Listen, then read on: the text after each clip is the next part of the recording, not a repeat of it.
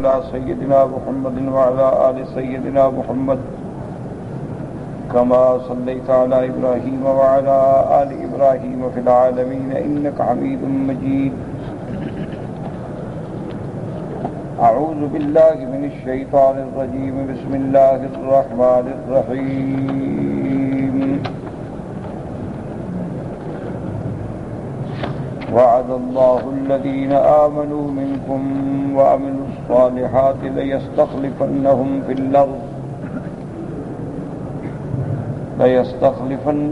في الأرض كما استخلف الذين من قبلهم وليمكنن لهم دينهم الذي ارتضى لهم وليبدلنهم من بعد خوفهم أمنا يعبدونني لا يشركون بي شيئا ومن كفر بعد ذلك فأولئك هم الفاسقون. سورۃ النور کے احکامات کے خلاصے کے ذکر میں اللہ تبارک و تعالی نے ارشاد فرمایا تھا کہ ہر چیز جو آسمانوں اور زمینوں میں ہے اس کی تسبیح کرتی ہے، حتیٰ کہ پرندے ہیں، نباتات ہیں، جمادات ہیں، سب اللہ کی تسبیح بیان کرتے ہیں. اب تسبیح کے بارے میں علماء نے فرمایا دو قول ہیں. ایک قول تو بزرگ فرماتے ہیں کہ تسبیح سے مراد ہوتی ہے تسبیح حالی. کیا معنی کہ ہر چیز اپنے خالق پہ دلالت کرتی ہے، جو چیز ہے وہ بتا رہی ہے کہ مجھے کسی بنانے والے نے بنایا، تو یہی اس کا اللہ کی ذات پہ دلالت کرنا جو ہے تسبیح ہے. جیسے کسی شاعر نے فرمایا وفی کل شیء لہ آیۃ، ہر چیز میں اس کی قدرت کی نشانی تدل علی انہ واحد، جو اس بات پہ دلالت کرتی ہے کہ وہ واحد ہے، وہ احد ہے، وہ صمد ہے، وہ خالق ہے، وہ مختار ہے. تو بعض علماء فرماتے ہیں کہ تسبیح حالی کے ساتھ تسبیح قالی بھی، یعنی ہر چیز جو ہے وہ تسبیح زبان سے بھی کہتی ہے، یعنی چاہے وہ پرندے ہیں، جس کے اس بات میں علماء نے حضرت سلیمان علیہ السلام کا واقعہ قصہ نمل سے حجت پکڑی، ہدہد سے حجت پکڑی کہ انہوں نے آ کے باقاعدہ حضرت سلیمان سے بات کی اور حضرت سلیمان علیہ السلام نے ان کی باتوں کو سمجھا اور اس پہ احکام جاری فرمائے. تو معلوم ہوا کہ ہر چیز جو ہے وہ بات کرتی ہے. حتیٰ کہ ابھی جو جدید سائنس ہے انہوں نے بھی اس بات کی تحقیق کی ہے. وہ کہتے ہیں کہ نباتات جو ہیں، یہ جو سبزیاں ہیں، یعنی ان کے پودے جو ہیں، یہ بھی آپس میں بات کرتے ہیں. تو ابھی وہ اس بات پر یعنی ان کا، حتیٰ کہ ایک بہت بڑا ڈاکٹر ہے اس مسئلے میں، وہ کہتا ہے کہ میں ان کی بات سمجھ بھی لیتا ہوں، یعنی مجھے اندازہ ہوتا ہے کہ یہ پتا اس کو کیا کہہ رہا ہے، یہ درخت اس کو کیا کہہ رہا ہے. تو بہرحال مقصد یہ ہے کہ اللہ کا فرمان مزید روشن ہوتا جا رہا ہے. کیوں؟ جو جتنا سائنس ترقی کرے گی تو احکام الہی اور واضح ہوتے چلے جائیں. اس لیے اللہ نے فرمایا کہ پرندے جو ہیں وہ بھی میری تسبیح کرتے ہیں. کل قد علم صلاتہ، ہاں یہ الگ بات ہے کہ ہر کسی کو اللہ نے اس کی تسبیح سکھلا دی ہے. اور اللہ چونکہ ایسے علم والے ہیں جو کچھ کوئی کرتا ہے، انسان کرے یا حیوان، سب جانتے ہیں. وَلِلَّهِ مُلْكُ السَّمَاوَاتِ وَالْأَرْضِ، اور آسمانوں اور زمینوں کا ملک اللہ تبارک و تعالیٰ کے لیے، اور اسی کی طرف سب نے لوٹ جانا ہے. اس کے بعد فرمایا کہ دیکھو ہم کیسے بادل بناتے ہیں کہ ہوائیں چلاتے ہیں، اور ہوائیں آ کے وہ دریاؤں سے اور سمندروں سے ان کے بخارات کو لے کے اوپر جاتی ہیں، پھر وہ جا کے جمتے ہیں، ملتے ہیں، تہ در تہ جو ہے وہ بن جاتے ہیں، بادل بن جاتے ہیں. اور پہاڑوں کی طرح شکل دیکھو، پانی کے بھرے ہوئے ہیں لیکن اللہ کے حکم پہ کھڑے ہیں. مجال ہے کہ پانی لیک ہو جائے، مجال ہے کہ پانی گر جائے، جب تک کہ حکم خداوندی نہیں ہو. اس لیے فرماتے ہیں کہ میری قدرت کے نظارے کو دیکھو کہ الم تر ان اللہ یزجی سحابا، کہ اس کو کیسے چلاتے ہیں. ثم یؤلف بینہ، کہ پہلے تو وہ متفرق ہوتے ہیں، پھر یؤلف بنا ان کو اکٹھا کر دیتے. ثم یجعلہ رکاما، رکامن کا معنی پھر تہ درتا، وہ بادل ایک دوسرے پہ چڑھ جاتے ہیں. فَتَرَى الْوَدْقَ يَخْرُجُ مِنْ خِلَالِهِ، پھر دیکھتے ہیں کہ پانی ان کے اندر سے کیسے نکلتا ہے، بارش کا پانی. اس کے بعد فرماتے ہیں وَيُنَزِّلُ مِنَ السَّمَاءِ مِنْ جِبَالٍ فِيهَا مِنْ بَرَدٍ، اور ہم اتارتے ہیں آسمانوں سے من جبال. علماء فرماتے ہیں کہ یہ بیان من جو ہے جنسیہ ہے. من جبال یعنی آسمان میں بھی ایسے جبال ہیں جو برف کے پہاڑ ہیں. فَيُصِيبُ بِهِ مَن يَشَاءُ، یعنی جو پانی اترے یا وہ اولے اترے، جہاں اللہ کی رحمت ہوگی وہاں پہنچیں گے. وَيَصْرِفُهُ عَمَّن يَشَاءُ، اور جہاں سے چاہیں گے اللہ تبارک و تعالیٰ دیر کر دیں گے، ہٹا دیں گے، پھیر دیں گے. آپ دیکھتے ہیں بادل بن کے آتے ہیں، آدمی کو یقین ہوتا ہے ابھی برس پڑیں گے، لیکن نہیں برستے. اور بعض اوقات دیکھیں گے بالکل مطلع صاف ہے اور 2 منٹ کے بعد بارش شروع ہو جاتی، کیوں یہ سارا نظام جو ہے میرے اللہ تعالیٰ کے ہاتھ میں. یکاد سنا برقہ یذہب بالابصار، سنا برق مانا ضوء برقہ، کہ اس کی جو چمک ہے بجلی کی اتنی تیز ہوتی ہے کہ معلوم ہوتا ہے کہ آنکھوں کو بھی اچک لے گی. یقلب اللہ اللیل والنہار، اور اللہ تبارک و تعالیٰ دن اور رات کو پھیرتے ہیں. کیا مانا؟ کبھی دن بڑا ہے رات چھوٹی ہے، کبھی رات بڑی ہے دن چھوٹا ہے، کیونکہ وہ دن کا حصہ رات میں داخل کر دیتے، رات کا حصہ دن میں داخل کر دیتے. جیسے دوسری جگہ فرمایا یولج اللیل فی النہار ویولج النہار فی اللیل ان فی ذالک لعبرۃ لأولی الابصار. اللہ نے فرمایا کہ اس تقلب میں، اس دن رات کے تبدیل ہونے میں دلائل ہیں، ان میں عبر ہیں، لیکن ان کے لیے جن کو اللہ نے دیکھنے اور سمجھنے کی توفیق دی. جیسے اللہ فرماتے ہیں ان فی خلق السماوات والارض واختلاف اللیل والنہار لآیات لأولی الالباب، نشانیاں تو ہیں لیکن جن کے پاس عقل ہے. جن کو عقل ہی نہیں، جو خدا کو ہی نہیں مانتے، جو کسی مذہب کو بھی نہیں مانتے، دین کو بھی نہیں مانتے، ان کے لیے کیا، وہ تو حیوان ہیں، وہ تو دنیا میں ایسے بس پیدا ہوئے تھے، کھائیں گے پیئیں گے مر جائیں گے. واللہ خلق کل دابۃ من ماء فمنهم من يمشي على بطنه ومنهم من يمشي على رجلين ومنهم من يمشي على أربع يخلق الله ما يشاء. اللہ تبارک و تعالیٰ جس نے پیدا کیا ہر جاندار کو پانی سے، یعنی سب کا اصل جو ہے وہ پانی ہے، اور سب کی حیات جو ہے وہ بھی پانی پر ہے. وَجَعَلْنَا مِنَ الْمَاءِ كُلَّ شَيْءٍ حَيٍّ. اب یہ نہیں کہا جا سکتا کہ آدم کے بارے میں تو آیا مٹی سے، اس میں کوئی شک نہیں ہے. جزو آدم مٹی تھی، یہ تو نہیں کہ پانی نہیں تھا. آخر اس مٹی کو گوندا گیا، اس مٹی کو سینچا گیا، بنایا گیا، پھر مٹی سوکھی، پھر اس میں آواز پیدا ہوئی، تو اس میں تو سارے اربع عناصر تھے، لیکن جزو آدم وہ تھا. تو اللہ نے تمام چیزوں کو اصل اس کا کیا ہے کہ پانی سے پیدا فرمایا.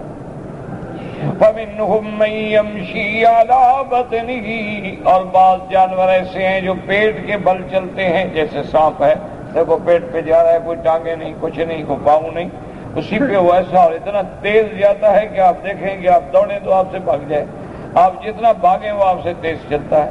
حالانکہ اس کے پاس نہ ٹانگیں ہیں، نہ دوڑنے کے لیے پاؤں ہیں، نہ کچھ ہے، اور پیٹ کے اوپر چل رہا ہے. فَمِنْهُمْ مَنْ يَمْشِي عَلَى بَطْنِهِ وَمِنْهُمْ مَنْ يَمْشِي عَلَى رِجْلَيْنِ، اور بعض اللہ نے ایسے حیوان پیدا کیے ہیں جو 2 پاؤں پہ چلتے ہیں، جیسے انسان ہے. آپ دیکھیں کہ انسان کے 2 ٹانگیں، اسی طرح پرندے آپ دیکھیں ان کے بھی 2 پنجے ہیں اور 2 ٹانگیں ہیں. تو اللہ نے ایسے جانور بھی پیدا کیے ہیں جو بغیر ٹانگوں کے ہیں اور پیٹ کے بل پہ چلتے، اور ایسے بھی ہیں جن کی 2 ٹانگیں. وَمِنْهُمْ مَنْ يَمْشِي عَلَى أَرْبَعٍ، اور بعض حیوانات ایسے ہیں جن کو اللہ نے 4 ٹانگیں عطا فرمائی ہیں. کہ آپ دیکھیں گائے ہے، بھینس ہے، بکری ہے، ہرن ہے، جتنے جانور ہیں سب کی 4 ٹانگیں. تو اللہ نے اپنے کمال قدرت کا نظارہ بتلایا. فرمایا یخلق اللہ ما یشاء، اپنی قدرت سے جو چاہیں پیدا فرمائیں. ان اللہ علی کل شیء قدیر، اور اللہ تبارک و تعالی ہر چیز پہ قادر ہیں. کہ دیکھیں کہ اصل ایک ہے پانی، لیکن کیسی چیزیں پیدا فرماتی ہیں کہ صرف سانپ جو ہے نا، ان کی اگر آپ قسمیں گننا شروع کریں تو آدمی پاگل ہو جائے کہ کتنے قسم کے تو صرف سانپ ہے. اللہ تبارک و تعالیٰ معاف کر.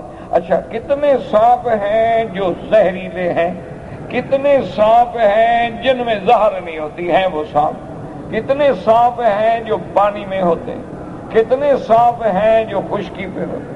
اچھا، بعض سانپ ایسے خطرناک ہیں کہ اڑتے بھی ہیں، اللہ تبارک و تعالیٰ معاف کر. اور بعض سانپ اتنے زہریلے ہوتے ہیں، اللہ بچائے، کہ جہاں سے وہ گزر جائے اس پہ اگر آپ پاؤں رکھ دیں اس کی لکیر پہ تو بندے پہ زہر کا اثر ہو جاتا ہے. تو اللہ تبارک و تعالیٰ کی اچھا دیکھیں، بعض سفید ہیں، بعض سرخ ہیں، بعض سیاہ ہیں. اچھا، بعض ایک سانپ میں کئی رنگ ہیں. اللہ تبارک، یہ دیکھا نہیں آپ نے سوڈان کے ہمارے بھائی جو ہیں، یہ سانپ کے کھال کے جوتے پہنتے ہیں، سانپ کے چمڑے کے جوتے بناتے ہیں. تو دیکھیں اتنا بڑے بڑے چمڑا ہوتا ہے اس کا، تو سانپ کتنا بڑا ہوگا. تو اس کا وہ چمڑا اتار کے اس کو باقاعدہ یعنی دباغت سے گزار کے پھر اس کے وہ جوتے. اچھا، اور خدا کی شان یہ ہے کہ وہ لوگ یہ بھی کہتے ہیں کہ جس نے وہ سانپ کا جوتا ہو نا گھر میں تو سانپ اندر نہیں آتا. وہ کہتے ہیں یہ بھی خدا کی شان ہے کہ وہ سانپ ڈرتا ہے کہ پہلے کوئی سانپ بیٹھا ہوا ہے، تو اس لیے وہ ڈر کے ہمارے اندر داخل ہے. ایک دوست لایا تو میں تو خیر دے دیا، کسی کو اچھا نہیں لگا، دیکھتے ہوئے آدمی کو اچھا تبھی عادت نہیں ہے نا انسان کی. تو انہوں نے کہا یہ تو بڑی قیمتی چیز ہے، یعنی کہ اگر یہ گھر میں ہے، جنگل میں ہے، آپ نے اتار کے رکھ دیا، سو گئے، سانپ نہیں آئے گا، قریب ہی نہیں آتا ہے سانپ. ڈرتے ہو کہتے پہلے ایک سانپ بیٹھا ہوا ہے تو میں کیسے جاؤں. یہ اللہ کا نظام ہے، اللہ کی شان ہے. یعنی ان کی صرف قسمیں آپ دیکھیں نا جی، آدمی کا دماغ خراب ہو جائے. اچھا، بعض اتنے بڑے بڑے اور اتنے بھاری ہوتے ہیں کہ وہ ایسے معلوم ہوتا ہے کہ وہ زمین پہ لوٹ پوٹ رہے ہیں، چل نہیں سکتے. اور بعض اتنے باریک ہوتے ہیں کہ آدمی بال کے برابر ہے سانپ. اور بعض جو ہے ایسے کھڑے ہو جائیں گے آدمی سے بھی اونچے کر کے کھڑے ہو جائیں. اور بعض سانپ ایسے ہیں کہ ان کے اندر خدا کی قدرت ہے، اللہ نے تریاک رکھا ہے، ایک منکا ہوتا ہے، وہ سانپ کی جگہ پر یوں پھر تو فوراً زہر نکل جاتی ہے. اللہ کا ایک نظام ہے، کون اس کی قدرت کا انکار کر سکتا ہے؟ مگر وہ جو جاہل ہے، جس کو اللہ نے اپنی قدرت کی پہچان سے محروم کر دیا. لقد انزلنا آیات مبینات واللہ یہدی من یشاء الی صراط مستقیم. اللہ نے فرمایا ہم نے اس قرآن پاک میں کتنی حکمتیں بیان کی، کتنے حکم بیان کیے ہیں، کتنی مثالیں بیان کی ہیں، کتنی آیات محکمات بیان کی ہیں تاکہ صاحب عقل سمجھ سکیں. لیکن اصل بات یہ ہے کہ جس کو اللہ چاہے صراط مستقیم کی ہدایت دے، ورنہ دلائل تو واضح ہیں، لیکن جب تک اللہ راضی نہ ہو کوئی بات سمجھ نہیں آتی. اور جب اللہ راضی ہوتا ہے تو کسی معمولی سے آدمی سے بھی ہدایت مل جاتی. اور اللہ راضی نہ ہو تو ساری زندگی اپنی تقریریں سنیں، ساری زندگی کتابیں پڑھے، مزید گمراہ ہوتا چلا جائے گا. اللہ قدرت رحمت. وَيَقُولُونَ آمَنَّا بِاللَّهِ وَبِالرَّسُولِ وَأَطَعْنَا ثُمَّ يَتَوَلَّىٰ فَرِيقٌ مِّنْهُم مِّن بَعْدِ ذَٰلِكَ وَمَا أُولَٰئِكَ بِالْمُؤْمِنِينَ. اللہ نے فرمایا کہ ان میں لوگ ہیں جو کہتے ہیں اللہ پر ایمان لے آئے، اللہ کے رسول پر ایمان لائے اور ہم نے اللہ رسول کی اطاعت کی، پھر اس کے بعد ان میں سے ایک جماعت ہے جو پھر جاتی ہے. اصل بات یہ ہے کہ یہ ایمان لائے ہی نہیں، کیونکہ اگر ایمان سچا ہو تو پھر آدمی اللہ اور اللہ کے رسول کو نہیں چھوڑ سکتا جب صحیح معنی میں ایمان دلوں میں راسخ ہو جائے. اسی طرح حدیث مبارک آثار مبارک میں آتا ہے کہ ایک صحابی تھے حضور کے، حضرت حبیب، تو مسیلمۃ بن الکذاب نے ان کو گرفتار کر لیا. مسیلمۃ بن الکذاب جس نے جھوٹی نبوت کا دعویٰ کیا تھا، تو اس نے حضرت حبیب ابن زید کو گرفتار کر لیا۔ جب گرفتار کر لیا تو اس نے کہا کہ دیکھو بات سنو، تم صرف اللہ اللہ کے رسول کا نام چھوڑ دو اور مجھے رسول نبی مان لو تو میں تمہیں ایسے انعامات دوں گا، جاگیریں دوں گا، جائیداد دوں گا، یہ دوں گا۔ اور نے فرمایا کہ الحمدللہ میں نے کلمہ پڑھا ہے اور میں اللہ اللہ کے رسول کو نہیں چھوڑ سکتا۔ اب اس ظالم نے ان کو عذاب دینا شروع کیا اور اتنا شدید عذاب سے گزارے گئے کہ جس کا آدمی تصور نہیں کر سکتا، اور عذاب دینے کے بعد عضو ان کے کاٹنے کا حکم دیا، اور ہر اس کے بعد پوچھتا اتشہد انی رسول اللہ، کہ ابھی گواہی دیتے ہو کہ میں بھی اللہ کا رسول ہوں؟ کہ اللہ اسمع، فرمایا میں سن نہیں رہا تم کیا کہتے ہو،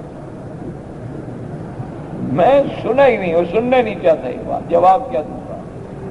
اچھا پھر وہ پوچھی اتشہد ان محمد رسول اللہ، کیا تم گواہی دیتے ہو کہ محمد مصطفیٰ اللہ کے رسول؟ کہا نعم اشہد ان محمد رسول اللہ۔ وہ کہے جب میں کہتا ہوں کہتے میں سنتا نہیں ہوں، میں آواز نہیں آتی، اور حضور کا اسے کہا بس میں تمہاری بات ہی سن سکتا ہوں۔ اسی عالم میں ٹکڑے ٹکڑے کر دیے گئے، شہید کر دیے گئے، لیکن انہوں نے دین اپنے ایمان کو نہیں چھوڑا۔ تو اصل بات یہ ہے کہ جب ایمان نصیب ہو جاتا ہے، جن کے دلوں میں ایمان راسخ ہو جاتا ہے، وہ پھر بڑے بڑے امتحانوں سے گزر جاتے ہیں، انہیں آگ میں ڈالا جاتا ہے، ان کے سروں پہ آرے رکھ کے ٹکڑے کیا جاتا ہے، ان کے چمڑے اتارے جاتے ہیں، ان کو نعوذ باللہ مرچیوں کی دھونیاں دی جاتی ہیں، لیکن وہ اللہ کی توحید اور اپنے دین ایمان کو نہیں چھوڑتے۔ یہ وہ ہوتے ہیں گویا جو ایمان لائے۔ وَإِذَا دُعُوا إِلَى اللَّهِ وَرَسُولِهِ لِيَحْكُمَ بَيْنَهُمْ إِذَا فَرِيقٌ مِّنْهُمْ مُعْرِضُونَ۔ اور اللہ نے فرمایا میرا مدنی محمد مصطفیٰ صلی اللہ علیہ وسلم جب ان کو بلایا جاتا ہے کہ تمہارا آئے، تمہارا اللہ اللہ کے رسول کے احکام کے تابع فیصلہ کیا جائے، تو یہ جو ہے بالکل پھر جاتے ہیں۔ وَإِن يَكُن لَّهُمُ الْحَقُّ يَأْتُوا إِلَيْهِ مُذْعِنِينَ۔ ہاں اگر ان کے حق میں فیصلہ ہونا ہو، ان کا حق بنتا ہو، پھر بڑے مطیع بن کے فرما بردار بن کے آ جاتے ہیں۔ اس لیے اللہ فرماتے ہیں فی قلوبہم مرض ام ارتابوا ام یخافون ان یحیف اللہ علیہم ورسولہ۔ اللہ نے فرمایا کیا ان کے دلوں میں نفاق ہے، کھوٹ؟ اللہ تو جانتے ہیں، یعنی لوگوں کو سمجھانے کے لیے، کیا ان کے دلوں میں کھوٹ ہے، ان کے دلوں میں بیماری ہے، ان کے دلوں کے اندر نفاق ہے، یا نعوذ باللہ یہ سمجھتے ہیں کہ ہمارے ساتھ انصاف نہیں ہوگا، یا ان کو اللہ کے احکام میں شک ہے، یا یہ ڈرتے ہیں کہ نعوذ باللہ اللہ اللہ کے رسول ظلم کریں گے، ہمارے بارے میں عدل نہیں کریں گے۔ بل اولئک هم الظالمون۔ اللہ اللہ کے رسول تو ظلم سے پاک ہے، یہی ہیں جو اپنی جانوں پہ ظلم کر رہے ہیں۔ انما كان قول المؤمنين اذا دعوا الى الله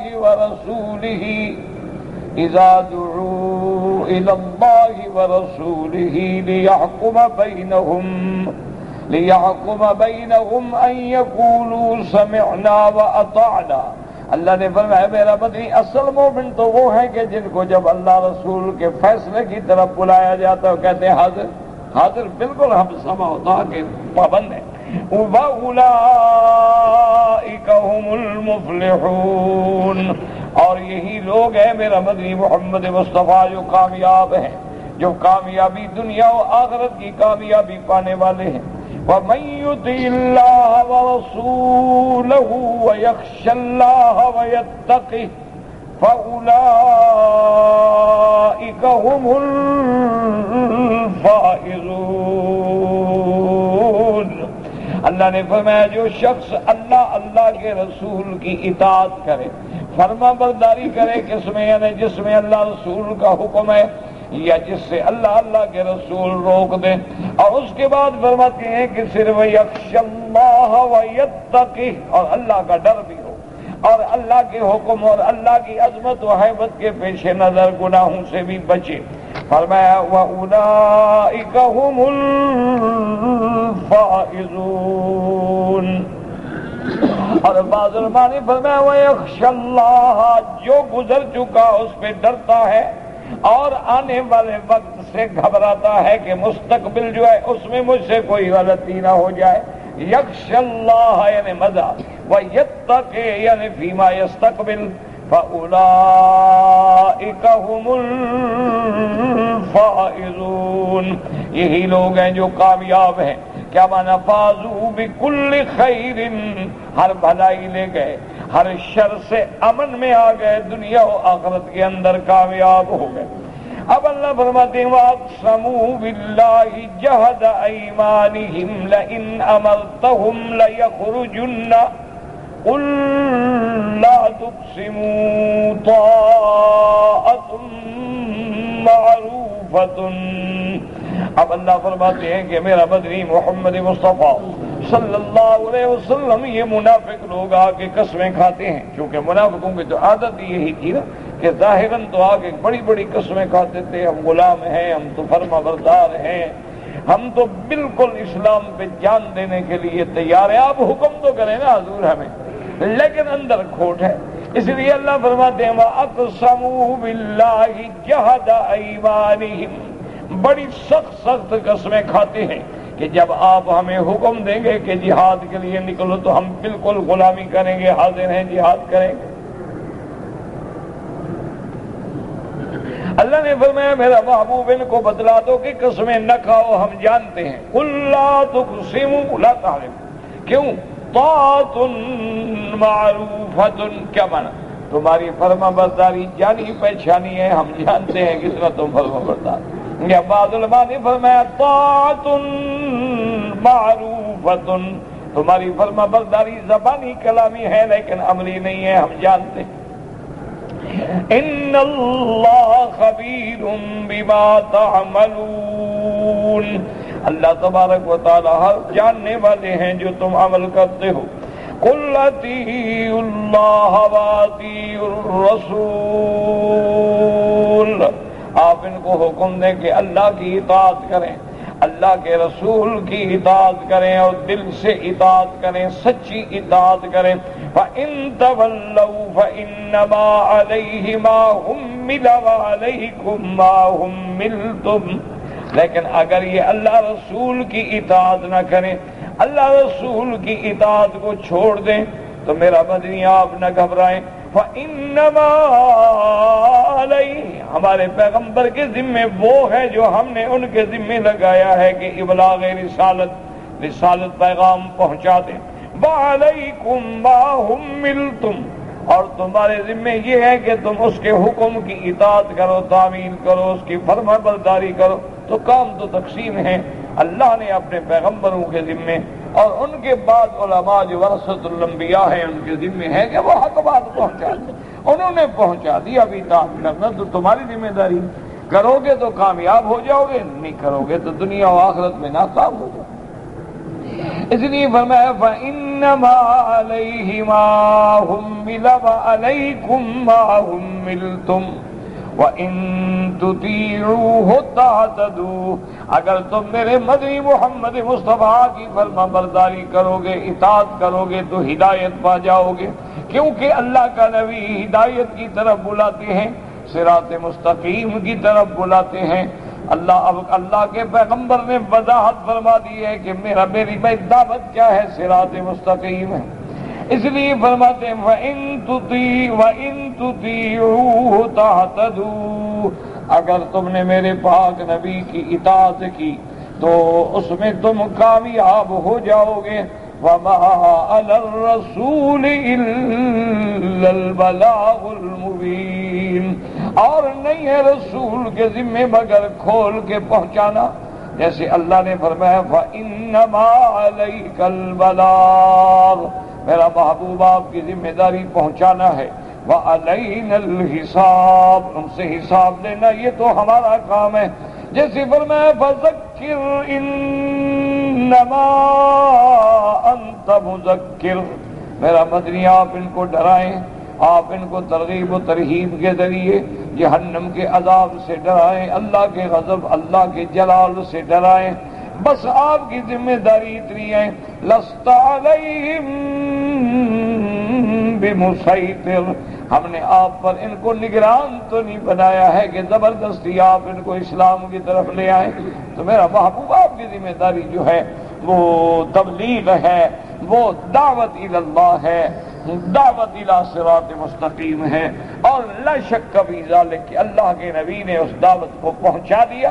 اسی لیے میرے آقا رحمت دو عالم محبوب دو عالم نے حجۃ الوداع کے موقع پہ میدان عرفات میں لوگوں سے پوچھا کہ کیا صحابہ سے کہ گواہی دو الا هل بلغت، سب نے کہا یا رسول اللہ ہم گواہی دیتی ہیں، قد بلغت الرسالۃ وادیت الامانۃ ونصحت الامہ، کہ میرا مدنی ہم گواہ ہیں کہ آپ نے اللہ کا پیغام پہنچا دیا ہے، آپ نے اللہ کی امانت پوری کی پوری ادا کر دی ہے، آپ نے پوری طرح امت کی خیر خواہی کی ہے۔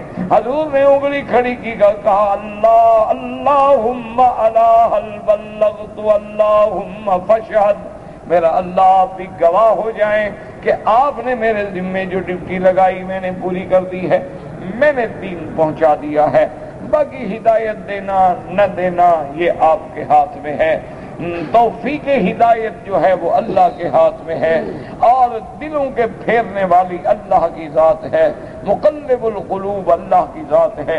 اسی لیے میرے آقا رحمت دو عالم نے فرمایا القلوب بین اصابع الرحمن، کہ دل جو ہیں وہ اللہ تبارک و تعالی کی انگلیوں کے اندر ہیں، جیسے اس کی شان کو زیبا ہے۔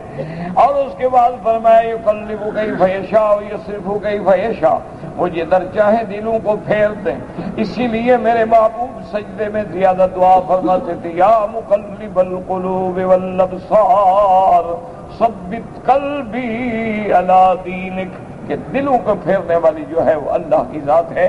تو یہاں تک الحمدللہ ہم نے سورۃ النور کے اسباق جو تھے مختلف اوقات میں پڑھے ہیں، اور الحمدللہ اس کا خلاصہ بھی ایک دفعہ ذہن میں آ گیا۔ اب جناب آپ اگلے سبق کو سمجھیں۔ فرمایا وعد اللہ الذین آمنوا منکم وعملوا الصالحات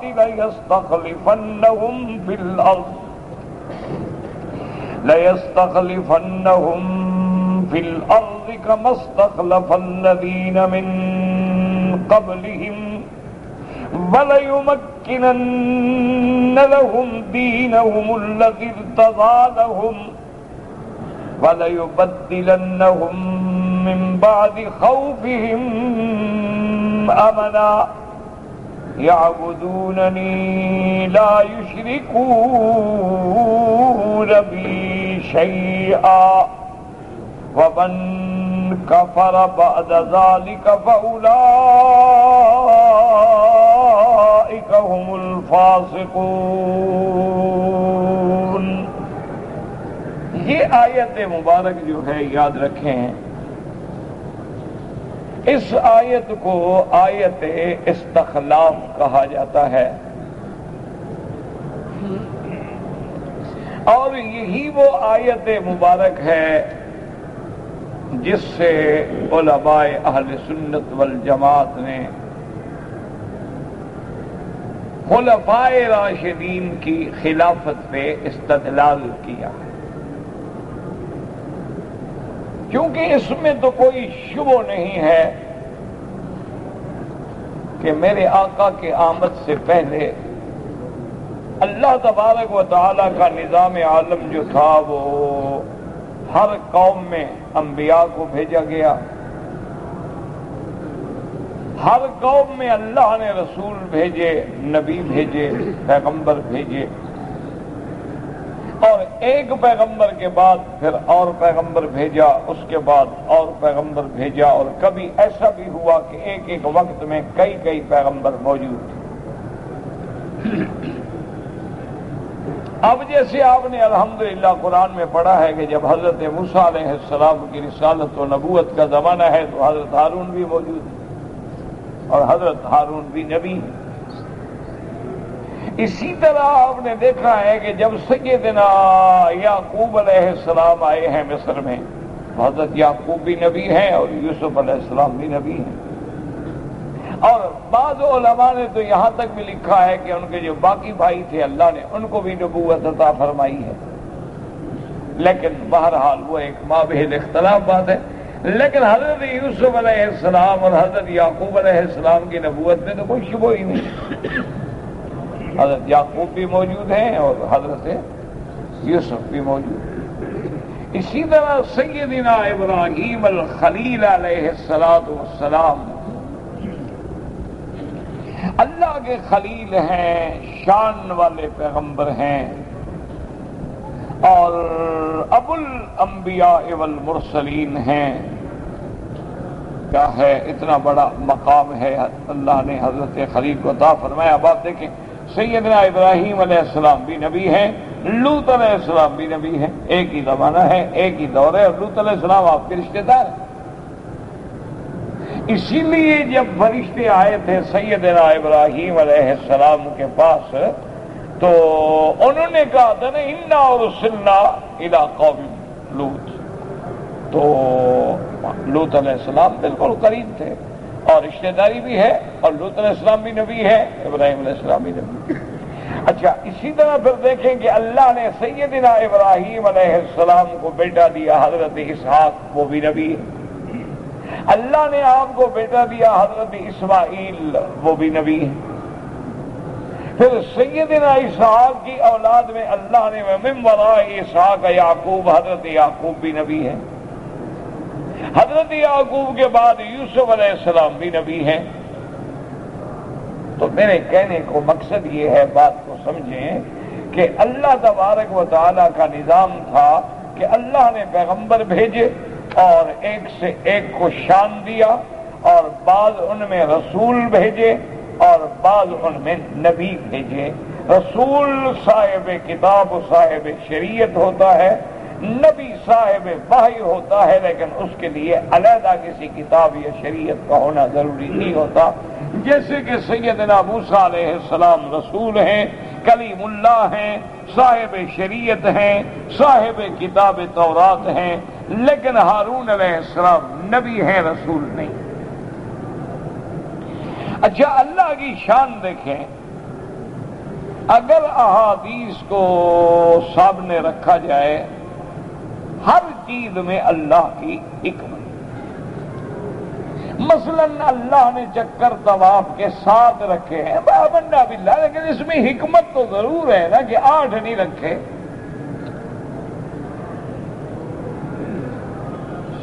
اسی طرح اللہ نے آسمان 7 بنائے ہیں، چاہتے تو 27 بنا دیتے، چاہتے تو 8 بنا دیتے، کوئی حکمت تو ضرور ہے۔ زمینیں بھی اللہ نے 7 بنائی ہیں۔ اچھا، اسی طرح آپ دیکھیں جہنم کے دروازے بھی 7 ہیں، لہا 7 ابواب۔ اسی طرح آپ دیکھیں کہ انسان جب سجدہ کرتا ہے تو یسجد علی 7 اعضاء، 7 اعضاء پہ سجدہ کرتا ہے۔ اگر ان میں ایک عضو بھی سجدہ نہ کرے تو ائمہ کرام فرماتے ہیں اس کا سجدہ نہیں ہوا، اور جب سجدہ نہ ہوا تو نماز نہ ہوئی۔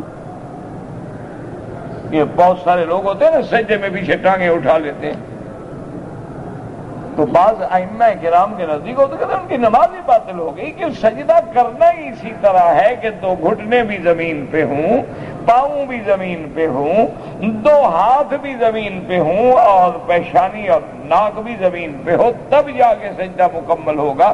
اگر کوئی سجدہ کرے اور زمین پہ ناک نہ رکھے، یا ناک رکھے پیشانی نہ رکھے، یا پیشانی رکھے ناک نہ رکھے، سجدہ نہیں ہوگا۔ اسی طرح اگر آپ سجدہ کریں اور دونوں ہاتھ اٹھا کے سجدہ کریں، تو اسی طرح جب تم ٹانگیں پیچھے سے اٹھا لیتے ہو تو وہ سجدہ کیسے ہو جاتا ہے؟ لیکن کوئی بندہ خیال ہی نہیں کرتا، سجدے میں جا رہے ہیں، پیچھے ٹانگیں اٹھ رہی ہیں، پیچھے ٹانگیں گر رہی ہیں، کبھی اٹھ رہی ہیں، کبھی گر رہی ہیں، پرواہ ہی نہیں۔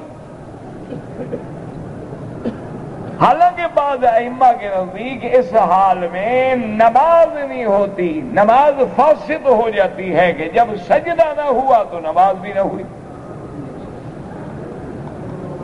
تو بہرحال میرے کہنے کا مقصد یہ تھا کہ گو ان اعداد و شمار کو ہم کسی عقیدے کے حصہ نہیں سمجھتے، عقیدے کا جز نہیں سمجھتے ہیں، لیکن اس میں تو کوئی شک نہیں کہ اللہ کی کوئی نہ کوئی حکمت تو اس میں ہے۔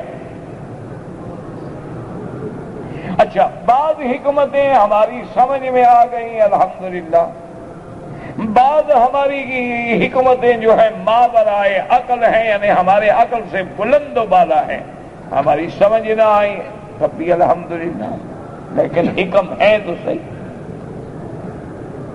اسی لیے علماء فرماتے ہیں کہ ایک روایت آتی ہے حضرت ابی ذر غفاری سے رضی اللہ تعالی عنہ سے کہ انہوں نے حضور سے پوچھا کہ یا رسول اللہ، اللہ نے کل کتنے نبی بھیجے ہیں؟ تو آپ نے فرمایا 1,24,000۔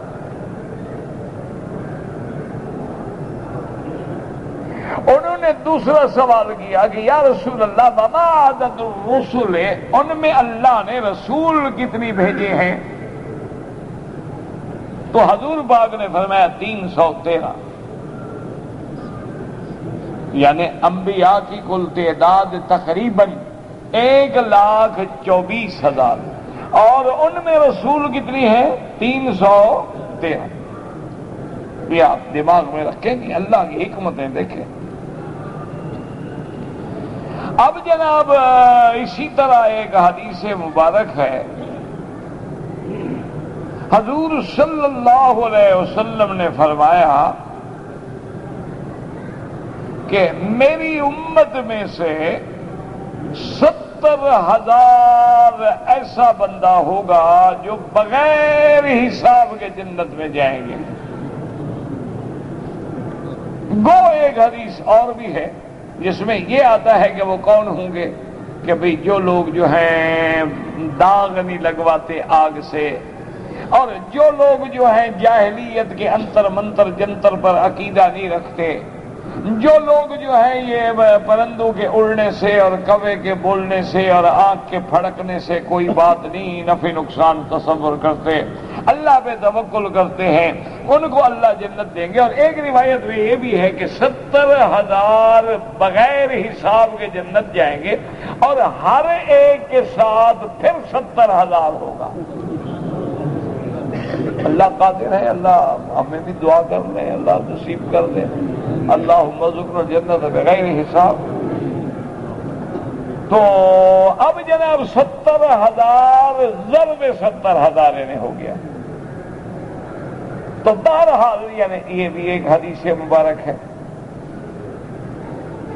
تو اس لیے علماء نے کچھ اشارات و کنایات سے استدلال کیے ہیں۔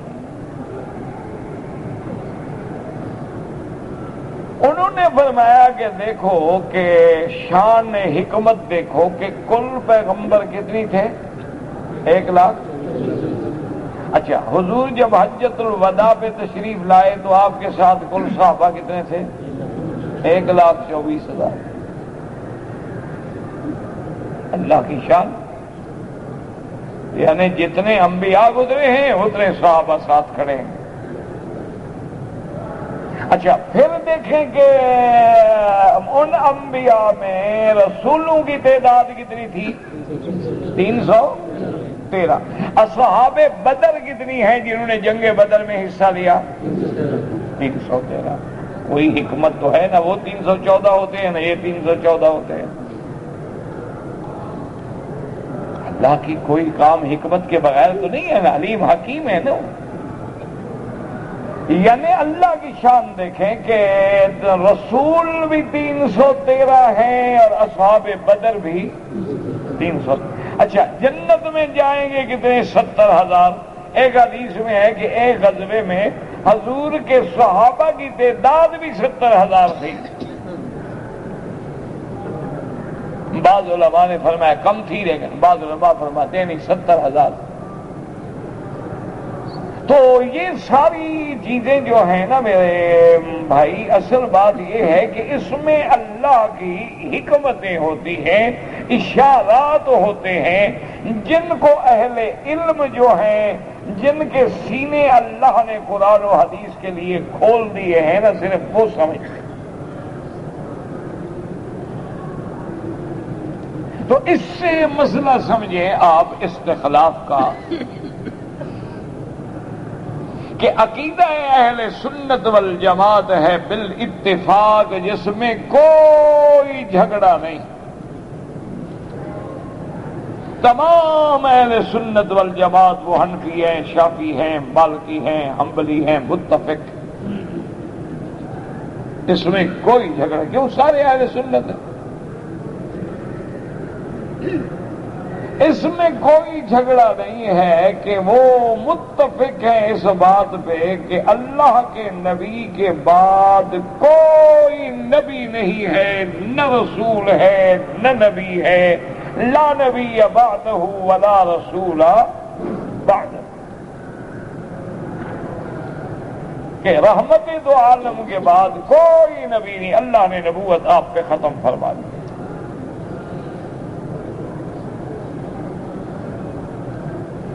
اور واضح آیت میں ارشاد آ گیا، ما کان محمد نبا احد من رجالکم ولکن رسول اللہ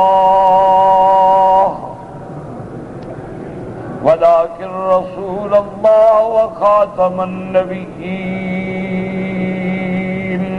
اللہ نے آپ کو خاتم النبیین، اور جیسے کہ حضور نے فرمایا انا خاتم الانبیاء وانتم خاتم الامم، اللہ نے مجھ پہ نبوت ختم کر دی، میں انبیاء کا خاتم، تم امتوں کے خاتم، یعنی میرے بعد نبی کوئی نہیں تو تمہارے بعد بھی امت کوئی نہیں۔ اور خاتم کا معنی یہ نہیں کہ مہر سے نبی بنے، خود ترجمہ حضور نے کر دیا کہ انا خاتم النبیین، کیا معنی؟ لا نبی بعدی ولا رسول بعدی، کہ میں خاتم النبیین ہوں، مانا میرے بعد کوئی نبی نہیں، کوئی رسول نہیں۔ اللہ اکبر۔ تو اب جناب سمجھیں کہ اللہ نے جب حضور پہ نبوت ختم فرما دی، اور حضور نبی ہیں تمام عالم کے لیے، انس و جن کے لیے، عرب و عجم کے لیے، ہر گورے کالے کے لیے قیامت تک، تو اب اس سلسلہ نبوت کو آگے چلانے کا انتظام کیا ہوگا؟ وہ انتظام حضور نے فرما دیا کہ میرے بعد میرے علماء جو ہیں ان کا وہی مرتبہ ہوگا جو انبیاء بنی اسرائیل کا مرتبہ تھا۔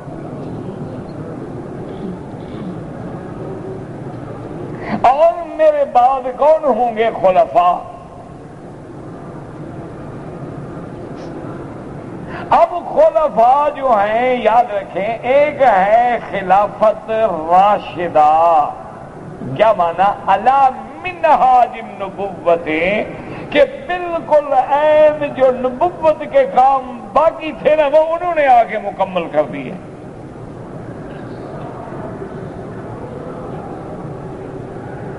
اچھی طرح سے بات کو دماغ میں رکھیں اور کوشش کریں سمجھنے کی، اللہ آپ کو بھی اور مجھے بھی صحیح بات کہنے سمجھنے کی توفیق دیں کہ اچھا یہ بھی اتفاق ہے اہل سنت والجماعت کا، اس میں بھی کوئی جھگڑا نہیں، حنفی، شافعی، مالکی، حنبلی، کوئی جھگڑا نہیں۔ حتیٰ کہ پھر یہ جو ہمارے ہاں جماعتیں بن گئی ہیں نا، یہ دیوبندی ہیں، یہ بریلوی ہیں، فلان، ان کا بھی کوئی جھگڑا، اس مسئلے میں کوئی جھگڑا نہیں۔ ویسے اصول دین میں تو خیر جھگڑا ہو ہی نہیں سکتا، یہ تو بعض لوگ آتے ہیں نا جن کے مقدر میں گمراہی ہوتی ہے، وہ اللہ کے نبی کی امت کو فروعات کے مسائل میں الجھاتے ہیں اور بدعات میں ڈال دیتے ہیں، سنت سے ہٹا دیتے ہیں، ورنہ اصول تو سب کا ایک ہے۔ تو یہ مسئلہ بھی بالاتفاق ہے کہ حضور کے بعد خلیفے تو ہوں گے، لیکن منسوس خلافت نہیں ہوگی۔ کیا مانا؟ اللہ قرآن میں حکم نہیں دیں گے کہ فلاں خلیفہ، نہ حضور صلی اللہ علیہ وسلم معین کر دیں گے کہ بھی میرے بعد فلاں بندہ خلیفہ ہے۔ یعنی خلافت اہل سنت والجماعت کے نزدیک منسوس نہیں ہے، نہ قرآن کی اس میں نص ہے اور نہ فرمان محمد مصطفیٰ سے نص ہے، بخلاف روافض جو ہیں یا شیعہ حضرات جو ہیں وہ کہتے ہیں کہ نہیں نہیں امامت بھی منسوس ہے۔ بھئی کوئی آیت، وہ کہتے ہیں آیت تو تھی لیکن وہ قرآن ہی نہیں ہے نا، کہتے ہیں آیت تو ہے لیکن اصل قرآن نہیں، تو تم نے کہاں سے پڑھا جب قرآن اصل ہے ہی نہیں؟ اچھا جی، وہ کبھی پھر کہتے ہیں وہ صحابہ نے جلا دیا تھا، کبھی کہتے ہیں بکری کھا گئی تھی، کبھی کہتے ہیں اچھا بھی اس وقت تو تم تھے نہیں، جب ابو بکر کا زمانہ تھا تم تو پیدا ہی نہیں ہوئے تھے، تمہیں کیسے پتا ہے کہ بکری کھا گئی تھی؟ حضرت عمر کے زمانے میں بھی تم نہیں تھے، حضرت عثمان کے زمانے میں بھی اختلاف شروع ہوا، لیکن جو اصل لفظ ہے خارجی یہ تو حضرت علی کے دور میں شروع ہوا۔ تو اس وقت تو اللہ کے بندے تم پیدا ہی نہیں ہوئے، تو تم نے کہاں سے وہ قرآن پڑھ لیا تھا جو اصل تھا؟ تو بہرحال یعنی ان کے اب آیت ہو تو پیش کریں نا، پیش تو وہ بھی نہیں کر سکتے، پھر ادھر ادھر کی کھینچتانی کرتے ہیں، جہاں لفظ امام دیکھا کہا یہ دیکھو یہ امام کا لفظ ہے نا،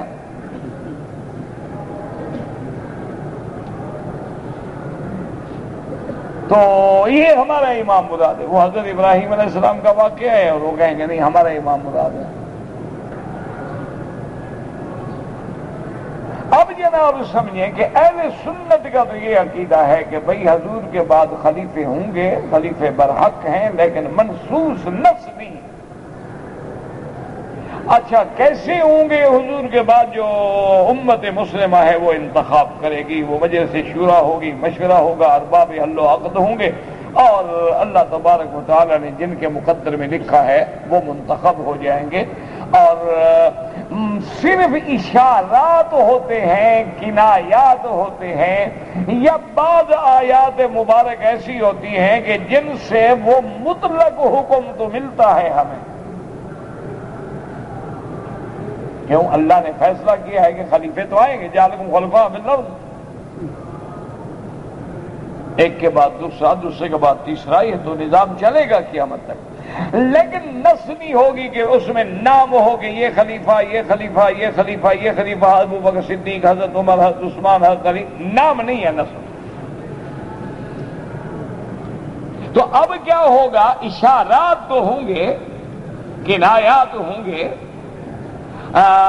اسی لیے بعض علماء کرام جو ہیں، مفسرین عظام جو ہیں، سب سے بڑی بات تو یہ ہے نا کہ پہلے خلافت تو ثابت ہو نا حضور کے بعد،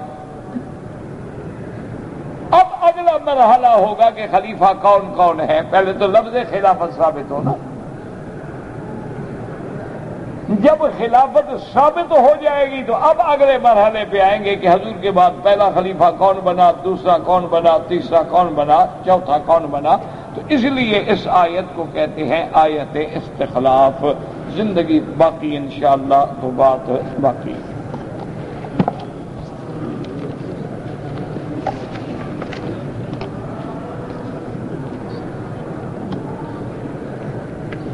کہتے جی کہ میں نے طواف زیارت کرنے کے لیے جب آیا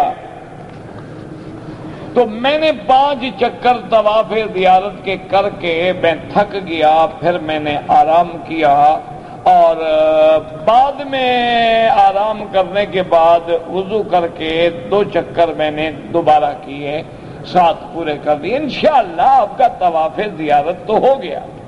طواف زیارت کا متوالی ہونا جو ہے وہ سنت تو ہے، لیکن اگر کچھ دیر ہو جائے تو کوئی بات نہیں، طواف ہو جائے گا۔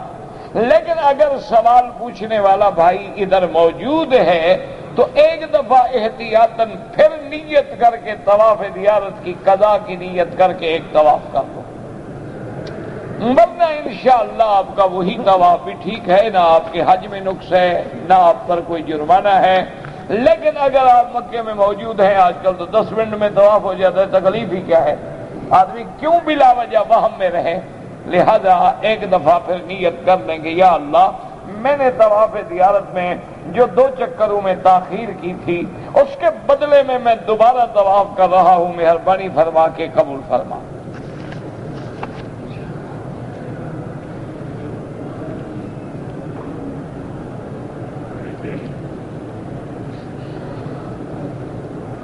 کہتے ہیں جی کہ اگر ایک عورت کا حمل جو ہے وہ گر جاتا ہے،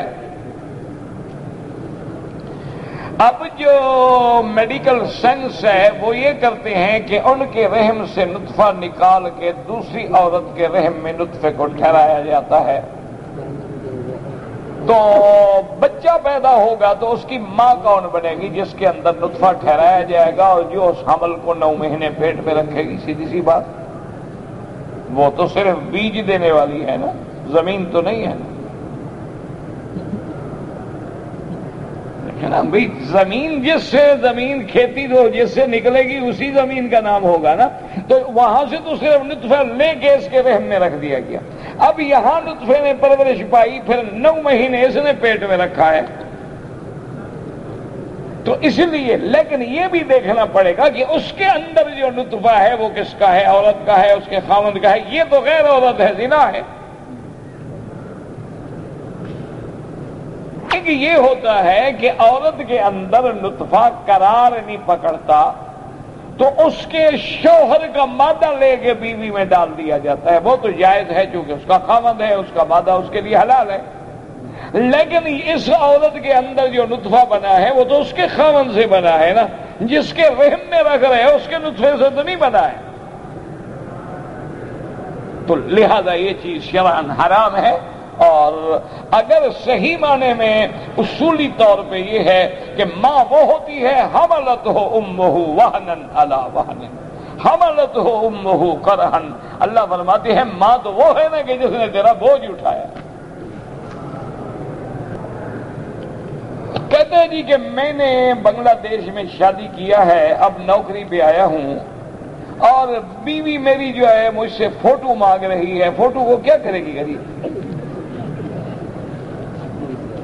اس کو کہو فوٹو کے بجائے ہم زندہ خود پہنچے گا انشاءاللہ، فوٹو بھیجنے کا کوئی ضرورت نہیں ہے، فوٹو رکھنا ناجائز،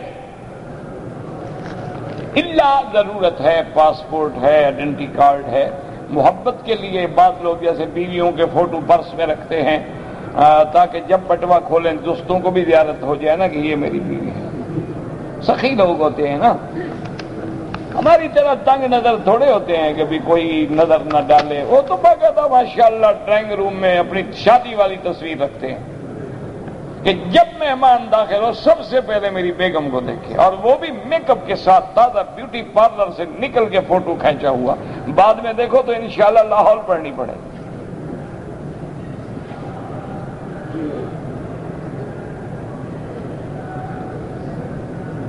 انا للہ و انا الیہ راجعون۔ اور کیا کہہ سکتے؟ اچھا ایک پاگل میں نے دیکھا تھا، اس نے انگوٹھی میں فوٹو رکھا ہوا، بیوی کا فوٹو کاٹ کے انگوٹھی میں رکھا ہوا، اس پہ شیشہ لگا ہوا تو بڑا یوں کو پورا بڑا نظر آتا تھا، اور میں نے کہا یہ کیا ہے؟ کہتے بس جی نہیں، میں نے کہا نہیں بھائی کچھ تو ہے تو صحیح، کہتے بس جی ہمارا بیوی کا فوٹو ہے۔ ٹھیک ہے اللہ، بہرحال فوٹو بھیجنا ٹھیک نہیں۔ ہماری ساس کا دوسرا گھر ہے، شوہر فوت ہو گیا، ساس کا دوسرا گھر ہے، شوہر فوت ہو گیا، پہلے والے گھر سے ایک بیٹی ہوا، مجھ سے نکاح نہیں ہو سکتا آپ کا۔ بہرحال میں سمجھا نہیں اچھی طرح، سیدھی بات ہے، اردو ہے بنگالی میں بنگال کے ساتھ، تو سمجھ مجھے بھی کچھ نہیں ہے، اندازہ میں نے لگایا، اس میں نے بتایا۔ عورتوں میں کس کس سے مصافحہ کر سکتے ہیں؟ کسی سے بھی نہیں، یہ آپ کو کس نے کہا ہے؟ اسلام کہتے ہیں لڑکی سے بھی نہ کرو، اپنی بیٹی سے بھی نہ کرو، ماں سے بھی نہ کرو۔ آج کل تو روز اخبار میں نہیں پڑھتے ہو، بیٹی کے ساتھ زنا کرتے ہوئے پکڑا گیا، ماں کے ساتھ پکڑے گئے، ساس کے ساتھ پکڑے گئے، اپنی بیٹیوں کو پیشہ کرانے والے تو خیر لاکھوں۔ تو اسلام نے منع کر دیا کہ جب بیٹی بالغ ہو جائے تو آپ اس کو مل نہیں سکتے، سینہ نہیں لگا سکتے، معانقہ نہیں کر سکتے، شیطان فتنے میں ڈال دے۔ ایک آدمی نے لڑکی سے محبت کیا، محبت کے بعد 7 مہینے کا حمل ہو گیا، محبت پیٹ میں چلا گیا، دونوں پہ لعنت ہے۔ جب وضع حمل ہو جائے نا جی، دونوں توبہ کرو، مکالہ جو کیا ہے، اس کے بعد جب وہ حمل کی مدت وغیرہ گزر جائے پھر دوبارہ نکاح کرو۔ انا للہ و انا الیہ۔ کوئی مر جاتا ہے، مرد مر جاتا ہے، بیوی غسل دے سکتی ہے، اگر اور کوئی مرد موجود نہ ہو تو دے سکتی ہے۔ یعنی ایسی جگہ مرد ہے مر گیا کہ صرف میاں بیوی ہے اور کوئی بندہ ہے ہی نہیں، کیا ہے؟ بیوی غسل دے گی، قیامت میں بھی تو اس کی بیوی ہے۔ اگر اور مرد ہیں تو پھر غسل نہیں دے گی۔ یہ بھئی مجھے نہیں سمجھ آیا، مولوی ادریس صاحب نے جو لکھا ہے کہ بندہ باقی روپیہ سے حج کے لیے آیا ہے، ٹائم ختم ہوئی، دلال کو 1000 دیا، مجھے نہیں پتا آپ نے کیا لکھا ہے، کیا مسئلہ ہے، جب سمجھ نہ آئے جواب کیا دوں گا۔ کہتے جی کہ رمضان شریف میں روزہ رکھنے سے میں بیمار ہو جاتا ہوں، آگے پیچھے بیمار نہیں ہوتے، صرف رمضان میں بیماری پکڑا ہوا ہے، بیماری نے لکھا ہوا ہے مہینہ، اپنی ڈیٹ اپنے اندر۔ انا للہ و انا الیہ راجعون۔ یہ اچھی بیماری ہے کہ تم 11 مہینے تو بیمار نہیں ہوتے لیکن رمضان میں بیمار ہو جاتے ہو۔ توبہ کرو اور علاج کراؤ، اور اگر واقعتاً کوئی بیمار ہے اور روزہ رکھنے کی طاقت نہیں ہے اور آئندہ اس کو تندرست ہونے کی بھی امید نہیں ہے تو پھر ایک آدمی کا کھانا فدیہ دے روز کا۔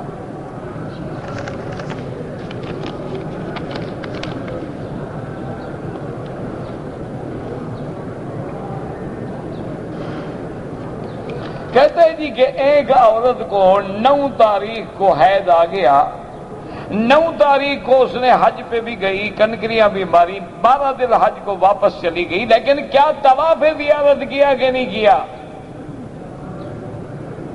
الوداع طواف نہ کرے کوئی حرج نہیں، لیکن سوال یہ ہے کہ اس نے مینا سے کنکریاں مار کے آنے کے بعد 10 11 12 ان 3 دنوں میں حیض کا طواف کیا نہیں کیا؟ اگر طواف زیارت نہیں کیا وہ اپنے خاوند پہ بھی حلال نہیں ہوگی اور حج بھی مکمل نہیں ہوگا، لازماً دوبارہ عمرے کا ویزا لگوا کے آ کے طواف زیارت کرے اور دم بھی ادا کرے۔ ایک آدمی بیمار ہے، اس کے لیے آپ اپنے لیے طواف کر کے اس کے لیے دعا کرو۔ کہتے ہیں جی کہ میں یہاں حرم میں خادم ہوں، ڈیوٹی کرتا ہوں، لیکن میں نے کنکریاں جو ہیں زوال سے پہلے ماری ہیں۔ کس دن؟ پہلا دن جو ہے 10 تاریخ کا، اس میں تو مارنا ہی زوال سے پہلے تھا، کوئی حرج نہیں۔ اگر 11 اور 12 کو زوال سے پہلے ماری ہیں تو حنفی مسلک میں تو اس پہ دم ہے، لیکن بعض علماء نے سنا ہے کہ اجازت دی ہے اس دفعہ حوادثات کے پیش نظر کہ لوگ حادثوں سے بچ سکیں اور لوگ ازدحام سے بچ سکیں، لیکن نتیجہ کیا نکلا فتوے کے بعد بھی لوگ تو اپنی حرکت سے باز نہیں آئے نا۔ فائدہ کیا ہوا مجھے بتائیں کہ ہم نے چلو آج علماء اجتہاد بھی کریں، راستہ بھی نکالیں، جب تک حجاج کو تربیت نہیں ہوگی کوئی بھی فائدہ نہیں ہوگا، ورنہ اصل تربیت ہو تو پہلے بھی تو اس میں اتنا بڑا وقت ہے نا کہ 11 تاریخ کو زوال سے وقت شروع ہوتا ہے، سارا دن کنکری جائز ہے، ساری رات جائز ہے، تو جلدی جا کے مرنے کی کیا ضرورت ہے بھائی؟ 12 تاریخ کو زوال کے بعد وقت شروع ہوتا ہے، سارا دن جائز ہے، ساری رات جائز ہے۔ اچھا، اگر کوئی آدمی 11 کو نہیں مار سکا اور 12 تاریخ کو جا کے اس نے 12 کی بھی مار دی اور 11 کی بھی قضا کر دی، تب بھی کوئی جرمانہ نہیں ہے۔ شریعت میں تو پہلے بھی بڑی وسعت موجود ہے۔ بات یہ ہے کہ ہم مسئلہ سمجھیں اور مسئلے پہ عمل کریں اور ہم اپنے آپ کو حاجی بنائیں۔ لا جدال فی الحج، حج میں جھگڑے نہ کریں، جلد بازی نہ کریں۔ سامان سر پہ ہے، گٹھڑ سر پہ رکھے ہوئے ہیں، کھڑے ہیں، عین زوال ہوگا اور شیطان ورنہ بھاگ جائے گا کہیں۔ ساری اللہ کی مخلوق کو مارنے کا سبب بن جاتے ہیں۔ انا للہ و انا الیہ راجعون۔ اللہ کے بندے آرام سے بیٹھو، آرام سے آئے۔ جب اللہ کے احکام شریعت کے اندر اتنی وسعت ہے، اتنی رعایت ہے، تو پھر مرنے کی کیا ضرورت ہے؟ اس لیے اصل بات یہ ہے کہ ہر حاجی جو حج پہ آنا چاہے، مقیم ہے یا غیر مقیم ہے، علماء سے مسئلے پوچھے، تربیت حاصل کرے اور سمجھداری سے کام کرے، انشاءاللہ کسی کو دھکا بھی نہیں لگے گا۔ ربنا تقبل منا انك انت السميع العليم وتب علينا انك انت التواب الرحيم اللهم فرج هم المهمومين نفس كرب المكروبين وقض الدين عن المدينين واشفنا واشف مرضانا ومرضى المسلمين واشفنا واشف مرضانا ومرضى المسلمين واشفنا واشف مرضانا ومرضى المسلمين اللهم اصلح اولادنا واولاد المسلمين اللهم اصلح شبابنا وشباب المسلمين اللهم اصلح بناتنا وبنات المسلمين اللهم اصلح احوالنا واحوال المسلمين اللهم اصلح ذرياتنا وذريات المسلمين